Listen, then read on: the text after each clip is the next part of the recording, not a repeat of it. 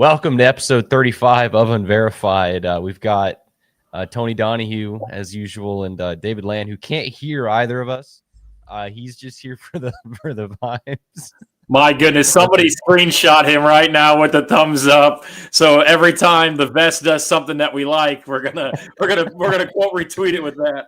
It's festive. Happy Halloween, everybody. I figured I did not think this through because despite the fact that it looks like there's like a microphone, you can't put headphones on. My hair's like going down into my face, so like I would crash the X-Wing.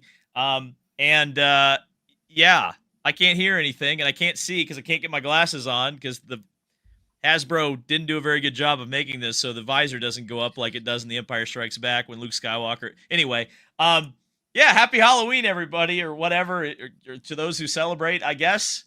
Are we like happy? Is this happy holidays time at this point? Like, what's going on? I think we're almost there. We're almost there. It seems like with the leaves changing, and even though we finally wrapped up the Indianapolis portion of testing, I think there's an IndyCar and an Indy Next test next month down in Barber. All right, so if we're going to go with the Halloween theme, and I want people in the comments to comment, most of us obviously grew up race fans. Give me some race theme Halloween costumes that you've done. I was Terry Labonte as a kid one time. I wore a crew shirt for an IndyCar team and a headset. But growing up, guys, did we dress up as anything racing related for Halloween? I was Speed Racer once, I think. Oh, I was Charger McCutcheon from NASCAR Racers, I think, one year. There's a throw. That's how you know I'm a 90s kid, by the way. Charger McCutcheon. And the fact that I know Charger McCutcheon is just saying, you weren't expecting to hear that name tonight. There you go. All right, I'm going to put you guys on the spot one more time. Candy corn, yes or no? Yes. Yes. Without a doubt. Oh. Yeah, see, it's 2v1 here. You lost. Just not a fan. Like, that was the candy when you would go door to door, and, you know, I got my Terry Labonte suit on and my little fake plastic helmet, and I'm carrying around my checkered flag, and then some dude gave me candy corn. I was like, no thank you. So I think America is split on candy corn, whether they like it or they don't like it. We've got some comments going already. People dressed as Jeff Gordon, Tony Stewart growing up. So happy Halloween to you coming up on Friday. Obviously, the holiday's right around the corner. And we're going to be here almost every Tuesday. There's going to be a few, I think, that we are definitely going to take off from now until probably January. But speaking of taking off, there is a lot to discuss on tonight's show. We'll take your questions. We will take your comments as well. Kyle and I will be tracking those. NASCAR comes down to the final race of the season. Pot of Award was in Mexico over the weekend with F1. There was IndyCar testing last week, as mentioned, Indy Next testing. What are we going to talk about first, guys? We need to make a prediction on who is going to win the upcoming Winston Cup Championship on Sunday between the four drivers. All right, I have two things from this weekend. Number one, I got to get it out of the way because the chat's going to hate it. Danny Dimes, the MVP of the league, Jonathan Taylor, and the Indianapolis Colts ran roughshod on Nashville's own Tennessee, formerly the freaking Houston Oilers. They should have stayed in Houston. They never should have gone to Indianapolis. That was an absolute drubbing. That was unbelievable. Michael Pittman Jr. had the best game of his career. I'm telling you what, brother, they're going to the Super Bowl. They're about to roll into Pittsburgh. They're going to take the Steelers out to the dry cleaners. It's not even going to be close. The Kansas City Taylor Swifts, never heard of them. Danny Dimes and them and Indiana Jones, they're going to run in there and they're going to whip them. They're going to whip up on this entire league. They should be undefeated. Thanks, A.D. Mitchell. Thanks, refs. But you know what? Doesn't matter. Colts are legit. They're for real. They're going to the Super Bowl. They're going to win it. Unbelievable. I was at the game. I didn't lose my voice. It's great. I didn't lose my voice because it was never in doubt. They didn't need the 12th man. All 11 on the field. They did a great job. Tyler Warren, Rookie of the Year. Just except for Latu. Give everybody but Latu every award you could possibly get. Sorry, Latu. You got to get a sack at some point, buddy. Like a full sack. My God, the Colts don't have a pass rush. But, I'll tell you what. We're complaining about the Colts defense, and the starting defense only gave up 7 points. 7 points. The second teamers gave up another 7 points, but who cares? The important thing, I had a great sporting weekend outside of the fact that we had the Colts just absolutely dominating. I watched the Xfinity race. That was boring as hell. But I'll tell you what, the best race at Martinsville, it was NASCAR sanctioned technically, but it was the damn MX5 race. Holy smoke. Like, how the hell are we not doing that more than once a year? MX5s on ovals, yeah, it's contrived. They should have done a stage break, and they certainly shouldn't have thrown the caution there at the end. It would have been a good finish anyway.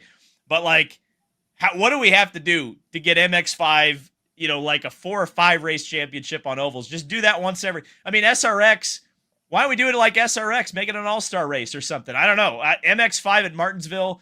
Can we do a MX5 Cup out of IRP on Cup weekend here?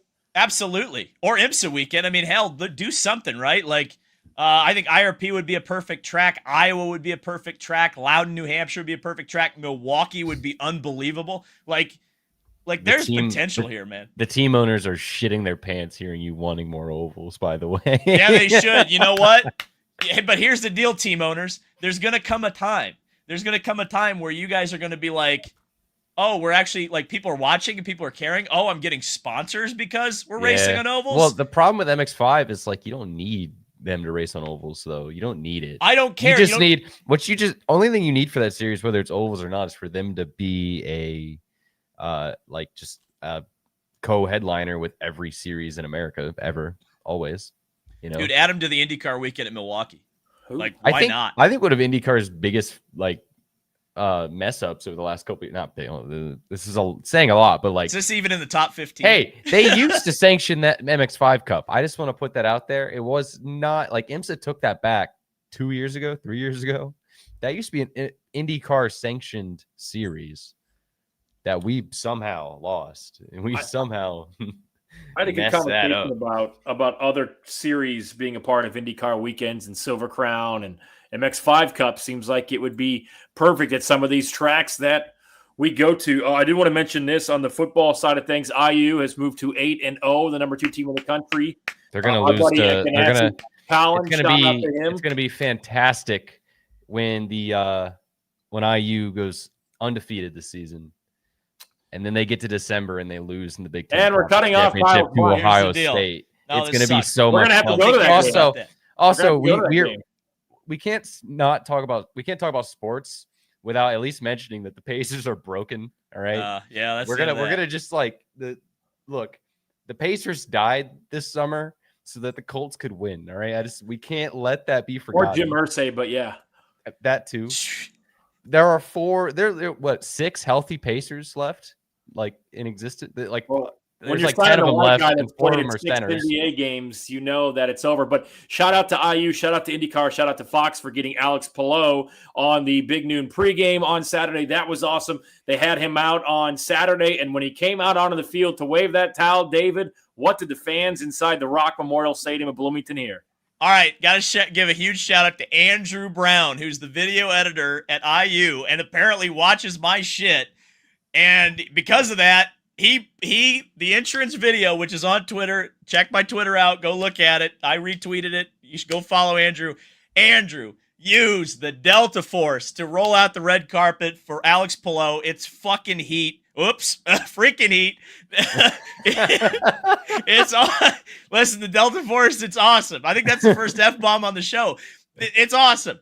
And Fox Sports, by the way, I know you used it during practice last year, but, like, you watch this video and I'm like, yeah, that should be the intro. Like, I want to hear Buxton just doing his Drive to Survive thing. And Alex Palou will do a great job trying to defend. Like that, the Delta Force, like, it's great. It's great. So, yeah, that made me extremely happy when I saw that. And by the way, because of that, IU is going to win the Natty this year. I mean, like, you can't have that aura in your stadium and then just tell me that they ain't going to win the Natty. They're going to win the Natty. Yeah. I Googled Kirk Cignetti. He still hasn't beat Ohio State, so it's going to be tough. We need to get a GoFund going. People can donate to send David, Kyle, and I to the Big Ten championship game.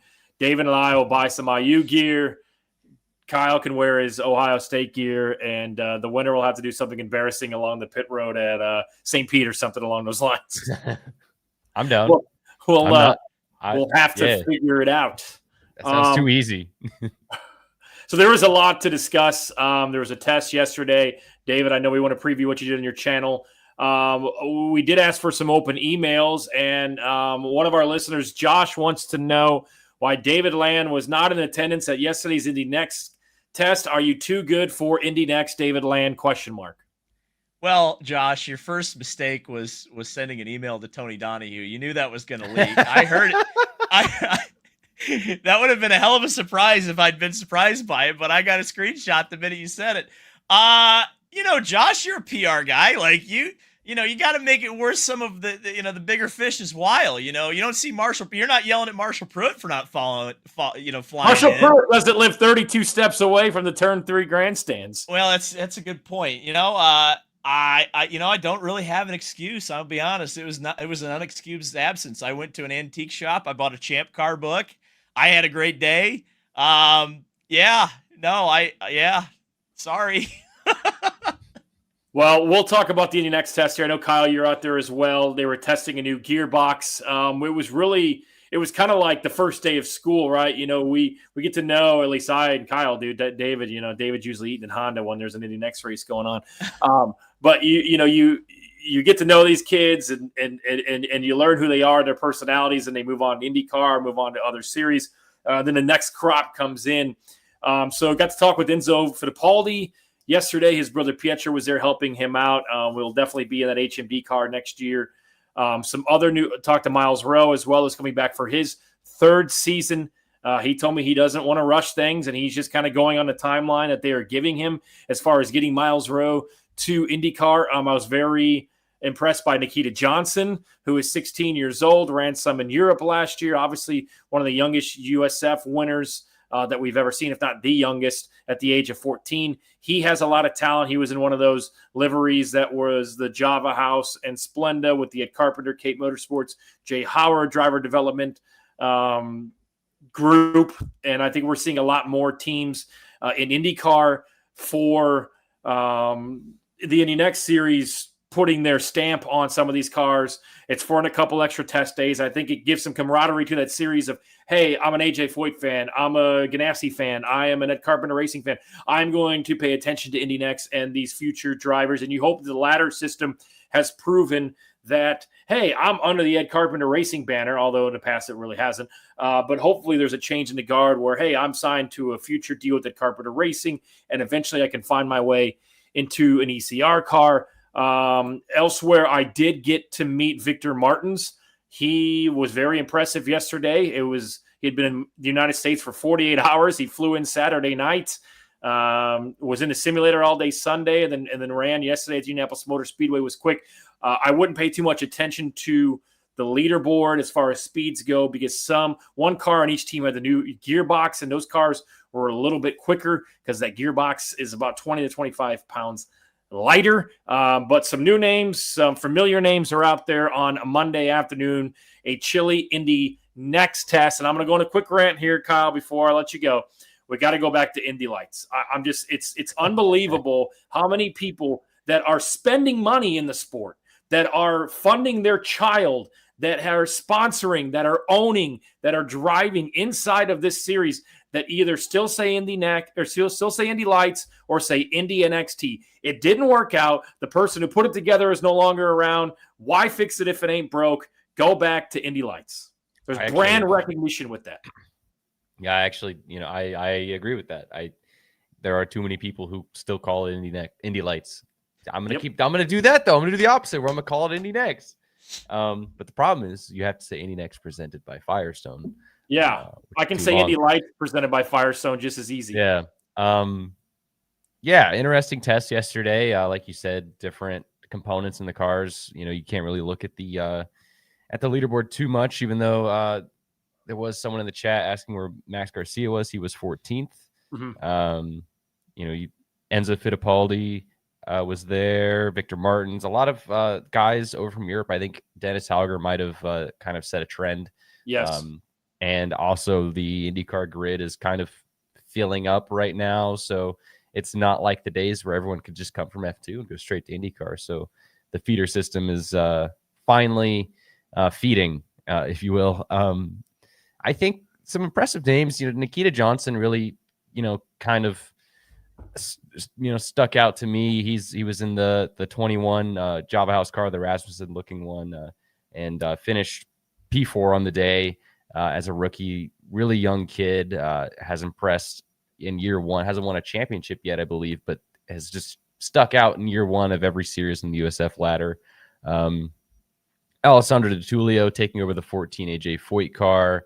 I heard you met him yesterday, Tony. He's a little shy, but I've known that kid since he was 15 in karts, and I think he's it's incredible that he's made it to the Indy Next ladder, and I think he's going to be someone who's I think he's going to keep moving up the ranks. Ariel Elkin as well, another Israel-born driver like Robert Schwartzman, who's been impressive. Won a race. The only win in his Indy Pro career was at IRP last year. So if he gets a shot in Indy Next, like yesterday's test seems to say, that could be interesting to see him on ovals and maybe see another Israel-born driver like Robert Schwartzman in the IndyCar Series someday. Other than that, I like Indy Next cars. They look nice and they sound cool. Us talking about Indy Next has David feeling like I feel when you guys go on your IMSA rants of like, oh, okay, I don't really know what the hell's going on. I was about to say, hang on a second. I was about to say something about nice. To doze off. Well, no, I wasn't going to doze off. I was looking up something for a segment in the future when we were talking about F2 drivers. But here's the deal. I think it's really cool, you mentioned it, Tony, that the IndyCar teams are getting involved in a heavy level in the Indy Next Series. Virtually every team, with the exception of Dale Coyne Racing, has a direct connection to at least one Indy Next team, which I think is super cool. Some of them are, more public than others in their connection, but they're all there pretty much. So I think if, so here's my big, I guess, critique of the Indy Next Series right now. Well, there's two of them.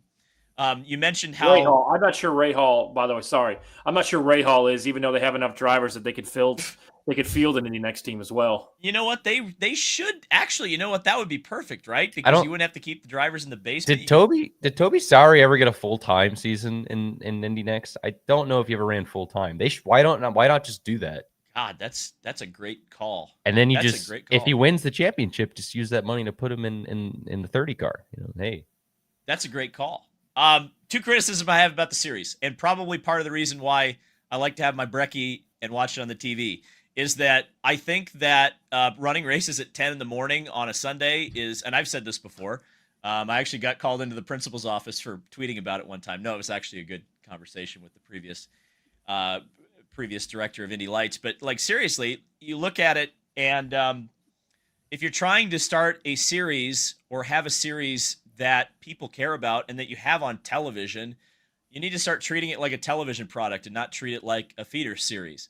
And that's something that the NASCAR Cup Series has done such a good job, NASCAR has done such a good job with, what was the Grand National Series. You could also call the Busch Series. You could also call the Nationwide Series. You could also call it the Xfinity Series.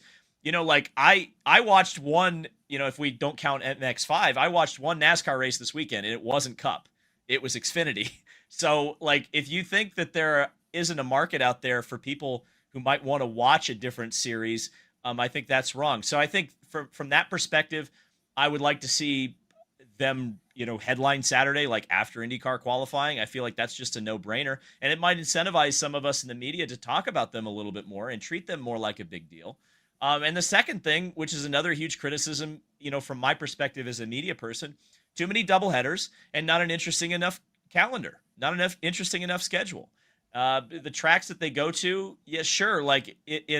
In isolation, it's probably a fine schedule, but when you race at Mid Ohio 2 or 3 times and you race at Road America twice, and it's not super compelling. And I get you're trying to save the team's money, but again, if the idea here, and maybe the idea isn't to do this, but you've got a really solid 24 car field, you've got IndyCar teams involved, you've got some pretty decent drivers right now who are running in this series. It could be a very entertaining television product, but until you kind of treat it like that, we're probably not going to treat it like that. We're probably going to treat it like a feeder championship. So, it's not anything that they don't know, but that's the problem with it right now, I think, is that it's just too hidden and people can't see it. And because people can't see it, the media doesn't want to talk about it, and it's that big circle, that big cycle, and that's kind of where it's stuck right now. Well, I think there's a couple double-edged swords to this from a media perspective of covering it, and I'm a little bit more involved in Indy Next than I think probably the average media person is, just because I do some spotting and I've gotten to know a lot of these drivers along the way. The schedule doesn't bother me. I know that you want to make it as cost efficient as possible, and I think that they think, okay, that's more races. I think there is a layer of Fox Sports went to IndyCar and said, look, we need more eyes on FS1 watching the Indy Next. 32,000 people watching a race isn't acceptable. That's not good enough. So to your point, a Saturday afternoon race, no matter what, if it's a doubleheader or not, there needs to be a Saturday race where it's either on right before or right after IndyCar qualifying. If it's right, if the race is before IndyCar qualifying, you take the winning driver, you can interview him on the pit road during IndyCar qualifying, you get a carryover. If you're at the racetrack, hey, I'm going to stick around because I want to watch this Indy Next race. Hey, I'm going to get to my seats earlier because Indy Next is on before qualifying, and give people a reason to come on Saturday, because as you mentioned, David, it gets lost in the shuffle when there's a 9:30 road course, Mid-Ohio race, and we're all as media people scrambling to do stuff pre-race, scrambling to get what we need done, get ready to go. And then, it's so much easier to just kind of sit in the media center sometimes and watch the Indy Next race, where at times, especially on road and street courses, so I see your point in a way on the road courses where we're having double headers, and I think I looked up a stat, like 22 of the last 24 double header or road course races, the pole sitter has won or finished in the top. Like, they haven't really been ultra competitive on the Mid-Ohio's, the Road Americas of the world, Barbers, and the Indy GP. So maybe adding a doubleheader is kind of like, okay, so we're going to see the same thing twice. I get that. But I just feel like you said, on Saturday, it needs to be there. I think having the camaraderie of some of these IndyCar teams involved can boost ratings for IndyCar. And again, you have to get to a point where these drivers who win the championship or compete for championships have an equal opportunity to get to IndyCar. I mean, obviously, Linus Lundqvist comes to mind. He had to wait a year, then finally hops into a Ganassi car, and I thought for the most part as a rookie performs well enough to have that seat for the next season. Obviously, that didn't work out. So there are a lot of tweaks inside of Indy Next, and we're at a point where it's like, okay, can we get some names? Can we get some teams involved? And can we grow that? It's never going to be to the level of the Xfinity Series, but I think we can get it to a point where people are tuning in and boosting the ratings because they do want to see that future of IndyCar, and they do want to say, hey, I remember being at St. Pete in 2026 when Nikita Johnson won his first race, and now here he is running an IndyCar. So I think there's a layer to that. Now we're talking about the absolute hardcore fans of IndyCar. I don't think you're going to get the casual fan of any kind of racing or motorsports say, yeah, I'm going to tune in at 3:30 on a Saturday to watch Indy Next. So it is your hardcore fans, but there are enough hardcore fans that you can boost the ratings inside of Indy Next. Especially if the lead-in is IndyCar qualifying. If you've got a block of television and you've just shown the IndyCar qualifying and okay, there's the pole sitter celebrating, and then, oh, hey, guess what? Gridding up right now, 24 Indy Next cars are about to go racing. You want to see the next generation? Like, it just makes too much sense. And I don't know. I mean, I get it. It's still a feeders championship, but I don't know. You mentioned that the real sore thumb is the fact that it is a television product now. It's not streaming on Peacock or previously streaming on YouTube. And you mentioned like the number of 30,000 people tuning in at like 10 a.m. Like, you might as well just stream it for free on YouTube at that point. You'd get more people tuning in. Mm-hmm. So again, I think the series is in a really great spot. And, when you watch, like, I've watched I watched most of the races I was at this year. They put on a really good show. I just wish people were able to see it. That's the big issue. Yeah. And you would hope that those people that you're watching that are winning races, which has happened, the Christian Rasmussens of the world, and Dennis Hogger obviously moving up, Linus Lundqvist, who was winning races, but you want to see those guys get an opportunity as well. Something that I want to go back to from last week's test was our conversation with Doug Bowles. David had it on his YouTube channel. I had it on my social media.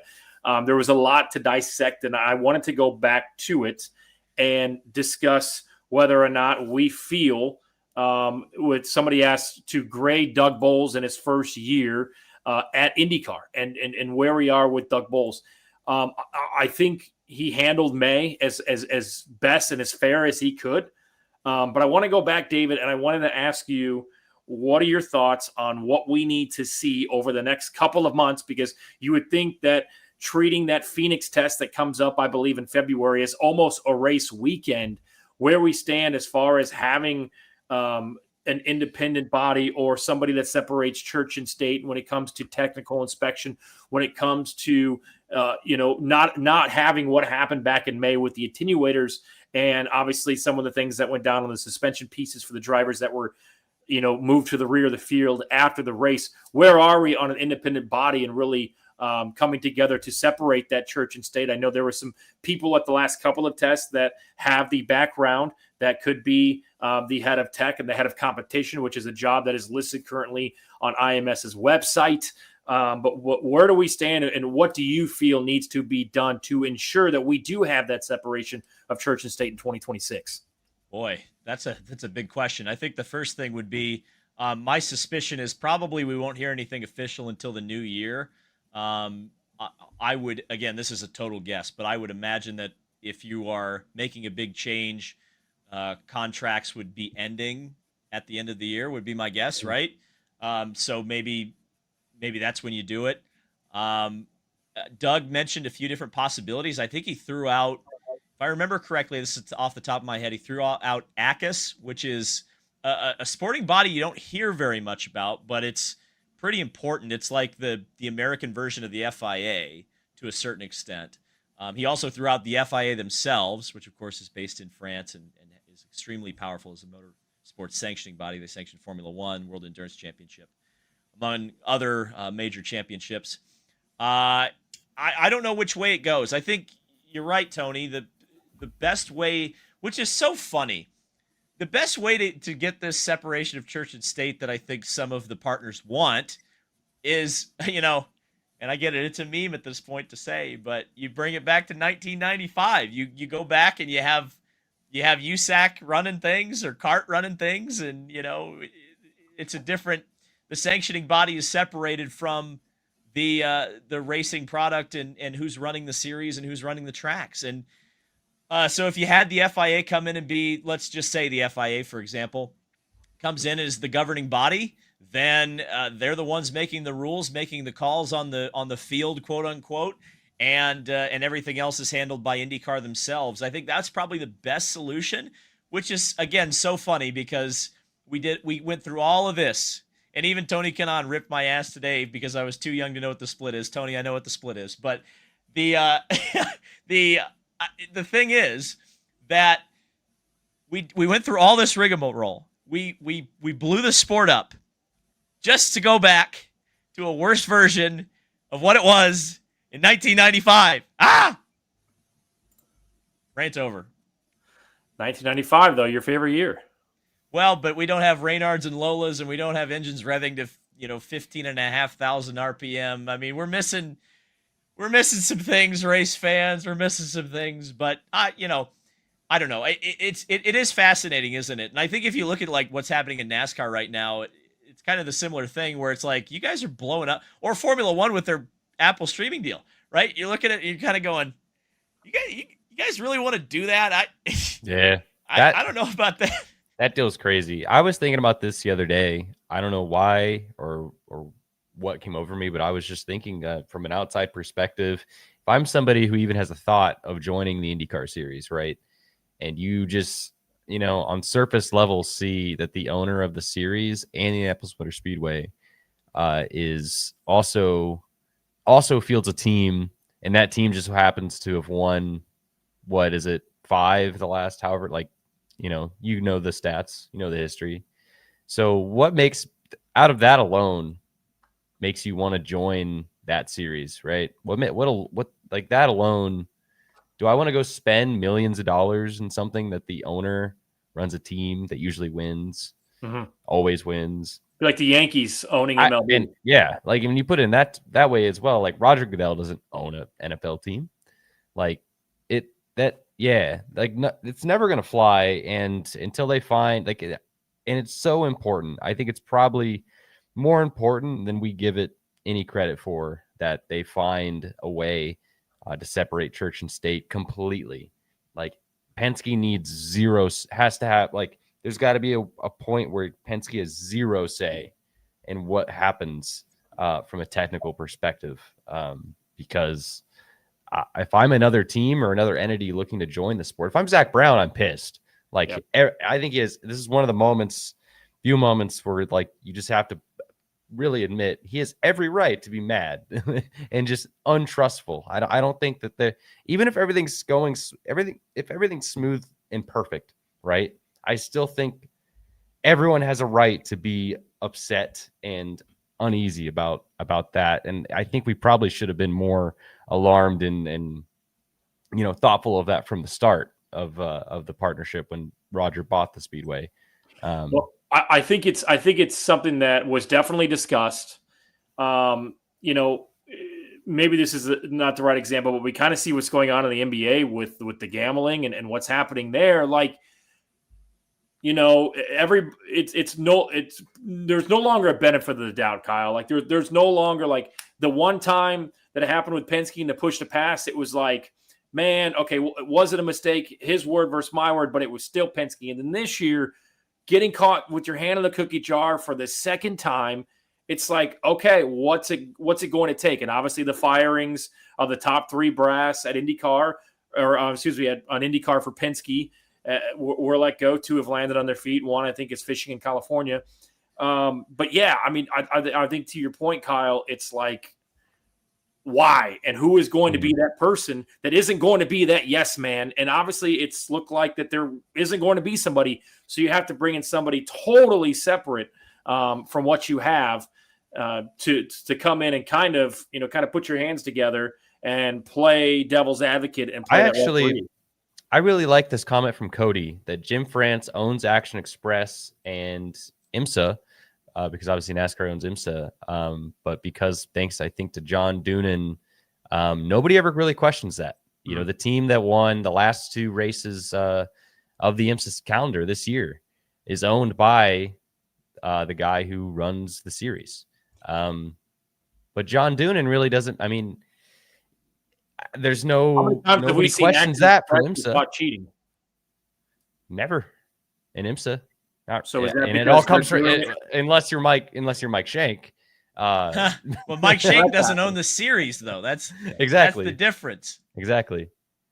But even if Action Express, I mean, but Express was inside of IMSA, you have the lasers, right, David? Explain to us and the listeners what you have as far as how tech is ran inside of IMSA with different lasers and those type of things to run a car through tech.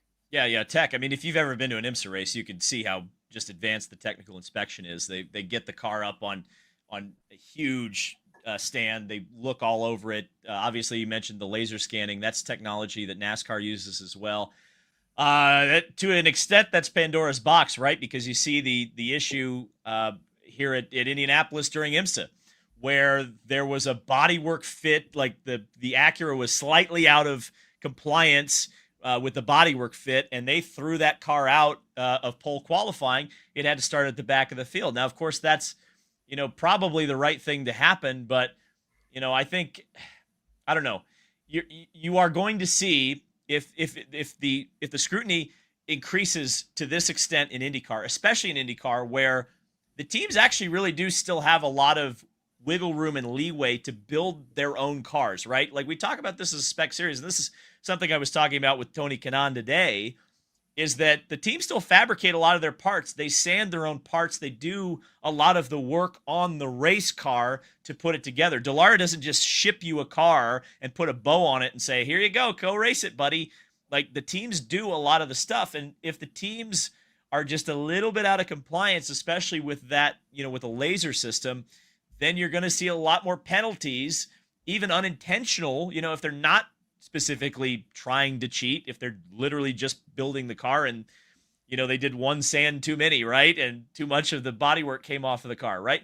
So I think you're going to see, if it is kind of an IMSA or NASCAR style solution, where it's a very heavy look at the cars pre and post qualifying and pre and post race, You're going to see early on in this season, I'm talking St. Pete, Phoenix, Arlington, probably leading all the way up to and maybe even through the Indianapolis 500 if the precedent has been set this year with throwing cars out. They threw 3 cars out at the end of this year. I think the beginning of the season is going to be a bloodbath, and we're really going to have to say what they used to say on ABC Sports after the Indy 500. Results will be official next morning, because I think that's really what it's going to come down to this year. Yeah, no, that's a great point, Kyle. Go ahead. I think it's time to move on. I think we need to ask Clippy. Oh boy, I have some questions. Let's ask Clippy. Here's what I asked Clippy, and really, when I say ask Clippy, I mean ask Tony. So Tony, this could be a good segue into Dude Bro sources, speculation. You know, you tweeted the other day, brother. You tweeted a name of a certain driver that hasn't been spoken into the silly season. Do you want to expand on that? Well, let's let David say the name of the driver, because he wanted to say it, I think, in the last 2 episodes and hasn't said it. I didn't want to say it. I'd heard the rumor, and you tried to get me in trouble, and I just decided I was not going to get in trouble. Is one Mr. Yuki Tsunoda? I believe you tweeted. Was that correct? Because you could be baiting me, because I don't read your Twitter, so you could just be totally. Oh wait, I tweeted Felipe Dragovich. Oh no, it's like, oh well, shit, I said it. But yes. So what's the deal, Tony? This is something that I think had came up really back towards the IMSA weekend here at IMS, and then during the road course test a few weeks ago. Obviously, the open seat on the Honda side of things right now, currently, outside of what can happen with the 30 car, and we'll talk about that as well, is the 19 at Dale Coyne. And coming out of Nashville, I thought, you know what, all signs are pointing to Romain Grosjean, which is who is wanted by the person that is spending money at Dale Coyne. Now, Honda, who obviously probably has a say-all be-all as well as Dale Coyne, there has been rumors of Yuki Tsunoda possibly being inside of that number 19 Dale Coyne Racing, with Honda backing, obviously, for the 2026 season. I think we'll find out next week, if I'm not mistaken, and I don't believe he'll be back in his F1 seat, but that is certainly a rumor. He obviously, when you guys snuck in, got his first taste of an IndyCar at Vegas right around this time last year, probably 11 months ago. I believe you guys are out there in November, if not mistaken. We're hanging off the fences. Yes, it would be something that obviously Honda would want. Obviously, there is an importance to have a Japanese driver inside of IndyCar. And, there's 2 decisions Honda's going to have to make here over the next couple of months. And that's, is Yuki going to be part of IndyCar? And is Honda going to be a part of IndyCar in 2028 and beyond? But I had heard it, and was more so it was brought back up to me yesterday by somebody who I feel like, if it came across their desk, it would be something that has been discussed. Obviously, nothing is official, but I think Yuki Tsunoda is certainly in the fold to land the second seat at Dale Coyne Racing. All right, here's the deal. You mentioned F1, and this is what I was looking up earlier, and actually it was announced today. So here's an interesting tidbit about the Aston Martin team, which is going to be the only Honda-powered F1 team next year. That's key, of course, because there's 4 Honda seats in F1 now between Red Bull and VCarb. Did I say that right? I think I did. I'll just call them Minardi for old time's sake. But with 2 less seats and the fact that Aston Martin, of course, is going to hang on to Fernando Alonso, you'd be crazy to let him go. And they're obviously going to hang on to Lance Stroll because he's daddy's little boy. You would say, okay, well, Yuki doesn't have a race seat. Maybe they'll make him the 3rd driver at Aston Martin. No.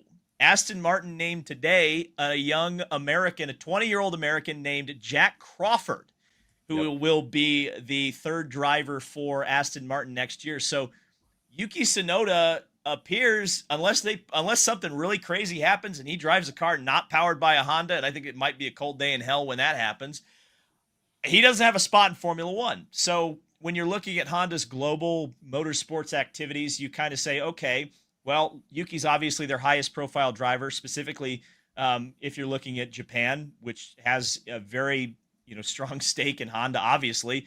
Do you send him to Super GT? Maybe, but that doesn't really have global appeal. Same for Super Formula. You could maybe move him over to IMSA, but again, global appeal, not really. Maybe if you had a World Endurance Championship program, they don't. If you look at Honda's motorsports activities and you say has global recognition, what can keep Yuki in the headlines, what is good for Yuki, maybe if we just have to place him somewhere for a year, IndyCar makes a hell of a lot of sense. And you mentioned Tony as well. We don't know what the decision is with Honda yet. I imagine we're going to know pretty soon. But as we know, Honda Racing has kind of, become a lot closer recently, the U.S. and Japanese sides of things. And I think it wouldn't hurt if you're on the American Honda side and you're trying to convince Honda Japan to stay, to get a young, exciting Japanese driver full-time in IndyCar. I mean, Takuma Sato's great, but he runs one race a year. And so it would make a lot of sense if it is Yuki Tsunoda. Again, that's just me hearing what I've heard and knowing the information that I know and speculating on that, right? But it makes a lot of sense when you think about it. Yeah, and somebody asked this, I don't think it will not affect Takuma Sato running Indianapolis 500. From my understanding, and David, you could chime in if you've heard or feel differently, Takuma Sato will run the Indianapolis 500 with the Honda engine behind him until he decides that he does not want to run the Indianapolis 500 with the Honda engine behind him.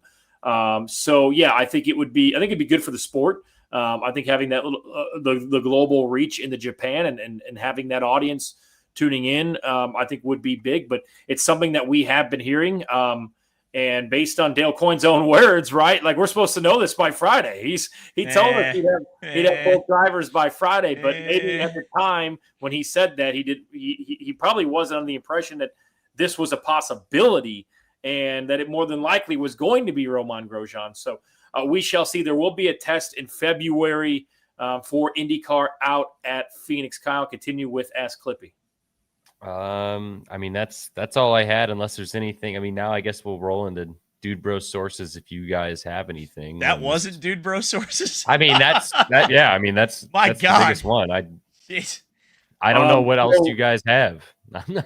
I talked to multiple people over the last 24 hours about what's next for Prema, and they are still under the same word that Prema will be back next year. Will there be new money coming in? Will there be somebody else investing? That's yet to be determined. But everything that I have continued to hear and was confirmed of that during the 8-hour weekend and yesterday when talking to somebody close to the situation is that Prema will be back. It still does look like Kyle Collette is going to be in that Foyt car. I thought we'd see him yesterday out at the Indy Next test, to be honest, because Foyt and HMD, who obviously there's that connection, but we did not see him out there. I think although Kyle is in Brazil right now in his home country, what else is there to discuss as far as drop light? Yes. Drop light. So that's the big one. We had talked about, and we'd kind of heard throughout the summer that a sponsor was going to be more prevalent at a race team inside of Rahal. We learned today that it was Drop Light. We've talked about this on the show aimlessly, that when Mick Schumacher tested at the Indianapolis Motor Speedway a few weeks ago, not only was his car fully wrapped in the Drop Light livery, they brought all their employees here at their Central Indiana location out to the test, did a day. They had lunch. They got to see the car. They took a picture with Mick Schumacher. It was announced today that they are a official partner of Rahal. They are going to expand their role, and they are going to be a part of the 45. Now, people are going to read into this and say, David, that's just for the 45 car. Obviously, it all goes into one bank, the RLL bank, if that's what you want to call it. What do we know? What does this say? And is the writing on the wall that it will be Mick Schumacher in that 30 car for 2026? I don't know if it says 100% that it's Mick Schumacher in that car, but I think if you're looking at why Devlin DeFrancesco has been in that seat, it's been because of money, let's be honest. And if this is a sizable investment by Drop Light in this team that isn't just, what they were backing the 45 car with this year, one would think that, I would be, again, I'll say what I said at the end of the test, and until I'm proven otherwise, they rolled out the red carpet way too strongly for Mick to make me think that was just a flirtation or just a not serious test. I think there's a serious effort at that team to put Mick Schumacher in a seat for next year.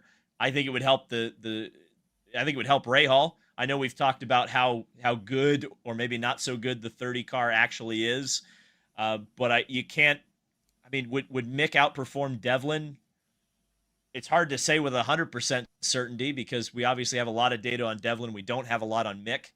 But I think from a sport perspective, from an interest perspective, in IndyCar's best interest perspective, I think there's one driver that has more of a household name just in general from a merchandise sales perspective, from a social media impacts perspective. Like, I think Mick Schumacher is the right driver for that seat, especially if it is a seat that's not exactly going to be competitive. I think you'd rather have somebody who's going to make some sort of a splash on the weekend in a shitty car than have someone who's, not going to make such a big impact unless he's fighting with Scott McLaughlin, right? To be in that car. So, that probably comes out a little harsher than I mean it to, but I think that most likely I don't know if Drop Light specifically backing or announcing this means that Mick Schumacher is going to get that seat, but I wouldn't say it hurts his chances. Let me ask you this. I think from the standpoint of Drop Light, and I believe the owner of Drop Light also owns the Desunda Tequila, which we saw in the livery for the Indianapolis 500, and we saw a gold livery on the Louis Foster car. This could mean, hey, Drop Light is going to be on that 45 car all year, but maybe Mick Schumacher says, hey, we have this budget for 10 drives, 10 races, and maybe it's, hey, Drop Light, you're going to be on the 45 car for every race, and then we'll put Drop Light and or Desunda Tequila, whichever you feel necessary, on Mick's car for 6 races, and then maybe you can find another. I mean, it just seems like Ray Hall has a laundry list of sponsors, and every Tuesday of race week, you're looking to see what sponsor is going to be on the 15 and what the 30 is going to look like. So it is like a rotation of sponsors that they could do. With that being said, let's say Devlin DeFrancesco is dropped from the 30 car. Where does he land? It obviously won't be an IndyCar. But is this something where we see him in some form of LMP2 or some form of sports cars? That's where he went when he was out of a ride a couple of years ago in the Indy cars. But I mean, he even at that time, I think he was driving for Forte Racing, if I remember correctly, in a Lamborghini.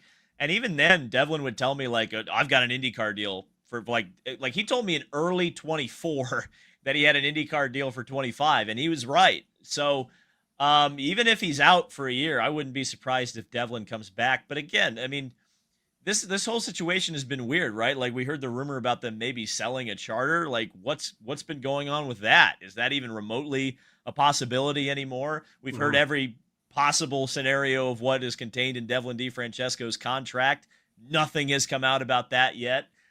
Yes, we have the only smoking gun is the fact that, okay, they signed up the big sponsor that they've been chasing all year and been flirting with all year. Okay, great. And you tested Mick Schumacher in front of said big sponsor. So that's the evidence I'm sitting here working with right now. And until we specifically we have moved on from Devlin DeFrancesco, it's hard to say. But I will say this. I did see something recently that had a 30 and a TBA next to it. Not a Devlin DeFrancesco. So make of that what you will.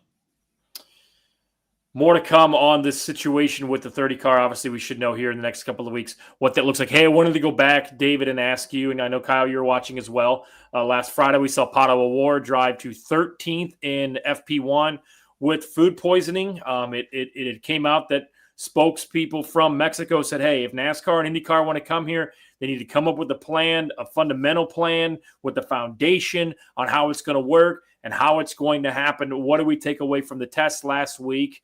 And here we are again. It almost seems like it's becoming an annoyance of we're talking about when and if IndyCar is eventually going to land a race in Mexico. I don't know if it's going to happen. Like, I feel like that we had our shot and we didn't get it. So one of the things that I observed, and maybe I just saw a couple of posts, like I got promoted a couple of tweets like on Twitter about Pato O'Ward from the Formula One account, and they only had like 800 likes, which on a Formula One tweet is actually kind of crazy. So I was kind of surprised about how much of a lack of hype it seemed like, and I'm not saying in Mexico, but I'm saying kind of like globally there was around Pato driving in FP1. I was actually kind of disappointed about that a little bit. You're right, Tony. I mean, it is going to be a hell of an effort if IndyCar does go to Mexico City. That was something I actually had spoken to Doug Bowles about, God, this summer, was how is this going to work if Mexico City happens? And it did sound like IndyCar was, formulating a plan to move the whole paddock and kind of keep everybody together. But I mean, my God, I mean, I don't know. It's weird. It feels, I kind of feel like Pato. I understand why when you ask Pato every time he's at a damn bullpen about Mexico, why he gets the look on his face that he does, because it's like, I mean, we've been talking about it really strongly for about 2 years, right? And it still hasn't happened. And I just wonder if that window of opportunity has passed. I don't know. It's weird. So we shall see with that as well. All right. We should talk about real quick. I do want to say this. Colton Herta announced today as the Wayne Taylor Racing endurance driver in IMSA, which I think not necessarily a massive surprise considering the Cadillac connection, but it does begin to add some smoke to the idea that Colton Herta isn't just exclusively an F2 driver, an F1 reserve driver next year.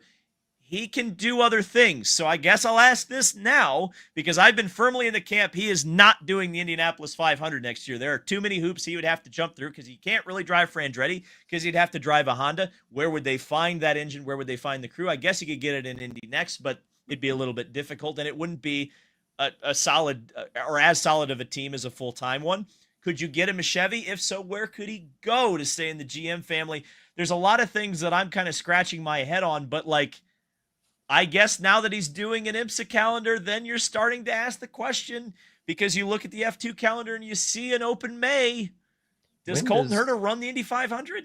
When does Andretti TWG just rip the Band-Aid and move to Chevy? Well, I think when does the contracts get signed, you can't change manufacturers right now if you don't know if Chevy or Honda is going to be in the series in 2027 and beyond. That's what I've said a couple of times. You can't move manufacturers right now, because Andretti's one of the few teams that has a deal with a manufacturer. Like, they receive money from Honda, right? So you can't just say, oh, we're just going to move to Chevy. We're going to throw this deal out, because what if Honda's the sole supply? That's a crazy, batshit theory, right? But what happens if they're the only supplier and you just threw away your deal and now you have to become a customer, right? You until you know what the landscape is officially, you can't just switch. That's why we haven't seen any switching. When was the last time we saw a team switch? It's been a while. I think they need to rip the Band-Aid off of Andretti Global to TWG. I mean, the writing continues to be on the wall. It was on the livery. Their drivers are wearing the polos. I think that's coming as well before we know it. As far as Colton goes, I mean, you're not going to run a Brian Herta Autosport Chevy. I don't think that's going to be something that is possible. And I'll be honest here. I mean, unbiased opinion, I like Colton, but his results at the Indianapolis 500 shown that somebody should go out of their way to run him in a one-off effort. It's already so hard to win the Indianapolis 500 and compete at the 500 in a one-off effort, let alone coming from a Colton Herta, who I believe, does he have one top, maybe an 8th place finish at Indy as his best result? Sixth in 2020. So 6th in 2020. I don't think he has the results at the Indianapolis 500 to back him up to say, yeah, he should be in a one-off effort at the Indianapolis 500. So unless there's some kind of name recognition and a sponsor tied to it, I just simply do not see it happening. Bye, Tony. Going to be ran back for one more 500, and we will probably be at 34, 35 entries, which begs the question, David, where and does Jacob Abel land somewhere on the entry list for next year's Indianapolis 500?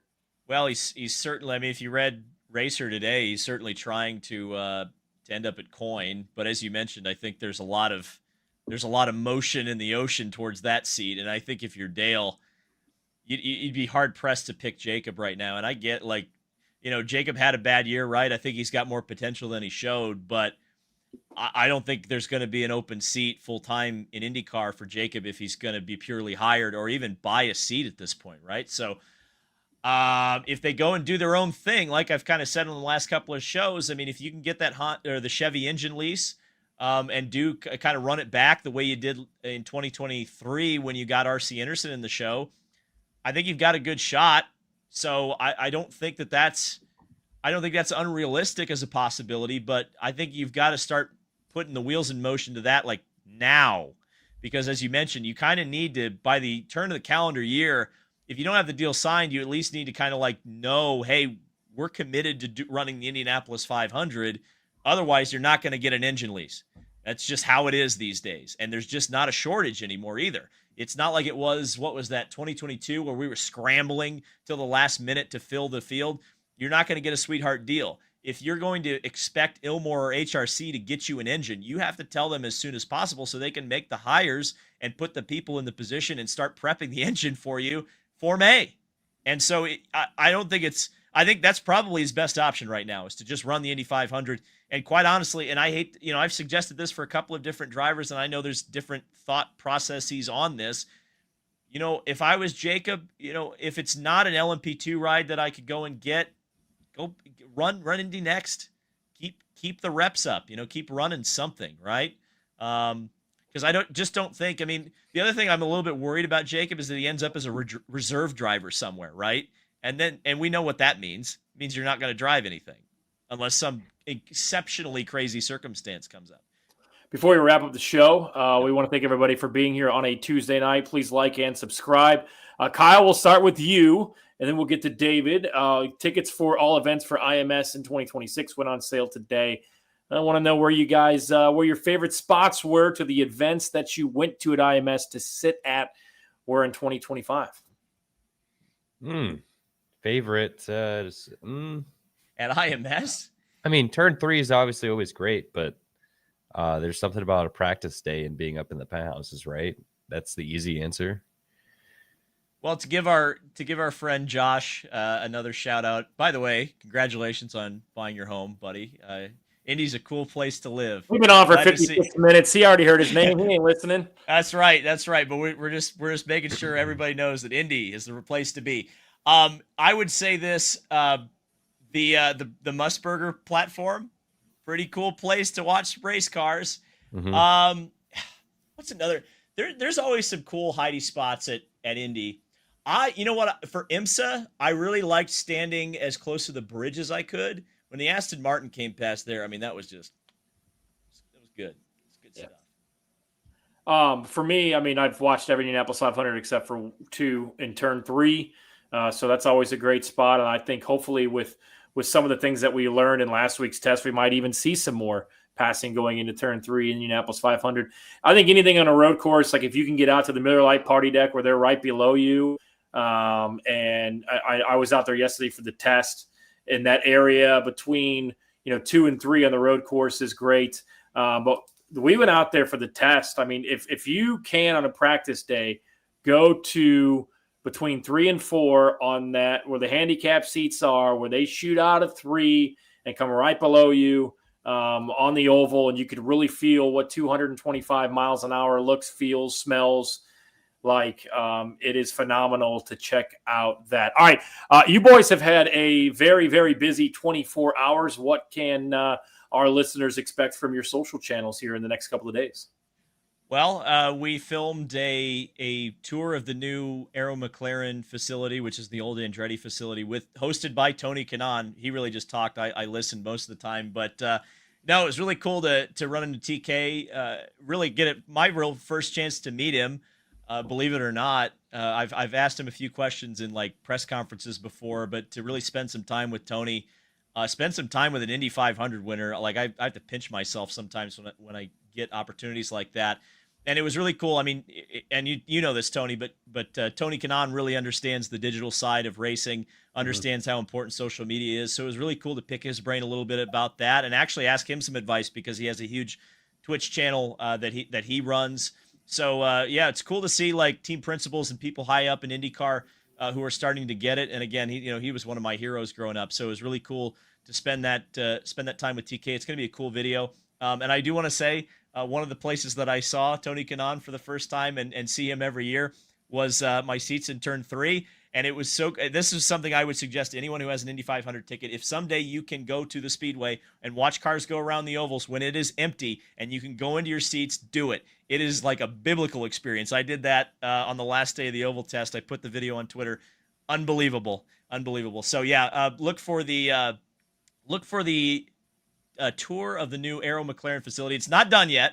We're definitely going to come back and follow up when it's completed, but it's really interesting to kind of hear the thought process from Tony Kanaan. And really, we got to also be in the old shop, or the current shop, we should say, the old Sam Schmidt shop. And it's actually amazing how small of a facility that is and what a huge organization is coming out of such a small shop versus what they're going to move into here in the next couple of months. So pretty interesting stuff. Did the ghost of Michael Andretti pop out during the tour? The ghost of Marco did. The ghost of Marco. The ghost of Marco did. Yeah, we were telling ghost stories about Andretti Green Racing. That's for sure. So stay tuned. There's some interesting stuff in there. Kyle, anything you want to discuss too? I know you had a busy Monday as well. Yeah, I was out shooting some video for old Colin Kaminsky, who's back with Able Motorsports for next year. So that's fun. A new opportunity. I'm big in SuperNet season right now. David and I were at Chili's today. Discussing, scripts and stuff that we were going to be writing for SuperNats coming up. Should know in the next week or two whether or not I'll be at the F1 event. So that's coming up. I was, with David for the Aero McLaren stuff today. That was really fun. And yeah, it was amazing seeing how small of a facility Aero McLaren currently runs out of. The things they've done out of that facility should be commended because that's incredible. Yeah, other than that, just sitting in my office making content. We're gonna be having a fun time on Friday for Halloween, but that's about it.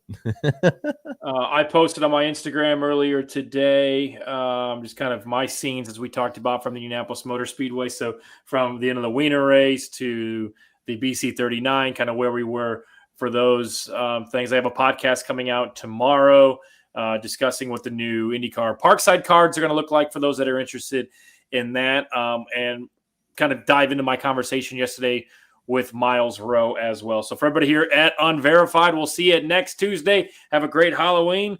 Be safe and avoid arrest. Go Coach.